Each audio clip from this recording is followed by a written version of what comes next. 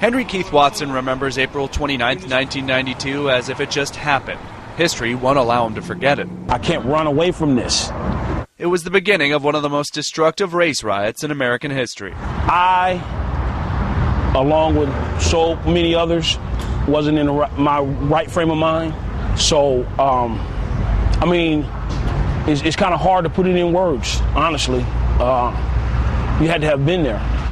That day, a jury with no black members acquitted 4 Los Angeles police officers in the videotaped beating of Rodney King, a black man who had been stopped for speeding. I was angry as a black man, as an individual, you know, and collectively, I was upset as well, you know, because we were tired, you know, of receiving vicious whoopings and nothing being done about it. Thousands poured out onto the streets. Their outrage turned into burning, looting, and eventually violence against other people. Watson made a fateful decision to join the angry mob. I mean, you know, two wrongs don't make a right, but it is what it is.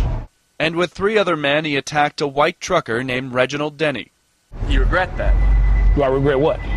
What happened with Reginald Denny? It was a chain of events that I had no control of, so, I mean, I can't say, you know. The man at the center of the story, Rodney King, says it wasn't the anger in South Los Angeles that surprised him.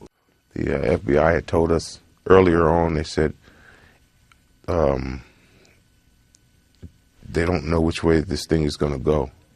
But we have a feeling if it doesn't go your way, or if it doesn't go the way it's supposed to go, there may be some civil uprising. But the level of violence.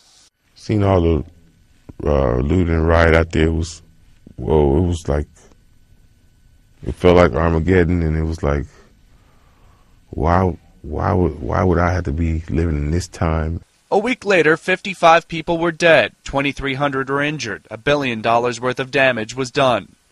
I go outside and fires on the horizon, fires in the neighborhood, in their community.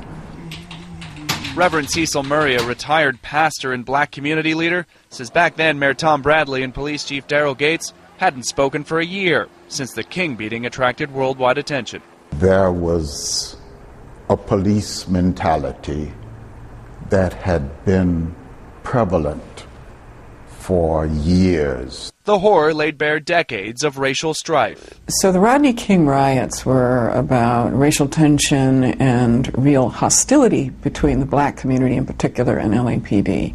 One which civil rights advocate Connie Rice says included outright racism towards blacks. Well, the riots were the last spark. I mean, people had had enough, and they basically said, okay, that's it. If they can get away with beating Rodney King, and there is no resolve through the legal system.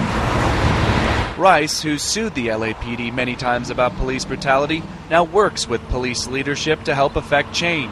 And if you look at the surveys, the highly educated, frequent voters in the upper-class African-American community have a very positive view of LAPD that they did not have 20 years ago. Visually, it doesn't seem like much in South Central LA has changed. Tom's liquor store, where the first distress call came as the riots began, still stands. And we're working hard to be back on the normal condition, which according to the people around here, they want to come here shopping for after 10 o'clock. Owner James O wasn't behind the counter when the riots happened, but he says unlike the previous owner, he has a positive relationship with his customers. I have energized for the positive and to make a more better community store around here. Art's famous chili dogs also withstood the trouble. It's where we spoke with Henry Watson. Ain't nothing changed here on Florence and Orange. Well, we got a AutoZone in the subway. Please, nothing's changed. He made his peace with Reginald Denny years ago when he apologized to him on national television. Denny didn't respond to our requests for an interview. He lives a quiet life in Arizona. I mean, life's a journey. You know, life goes on. You know, what can I say? Because of April 29th, and that's why you're talking to me 20 years later. You know? While Watson says he's changed personally, he thinks the problems within his neighborhood remain the same, and hopes the anxieties of those who live there don't boil over once again. John Moan, Associated Press, Los Angeles.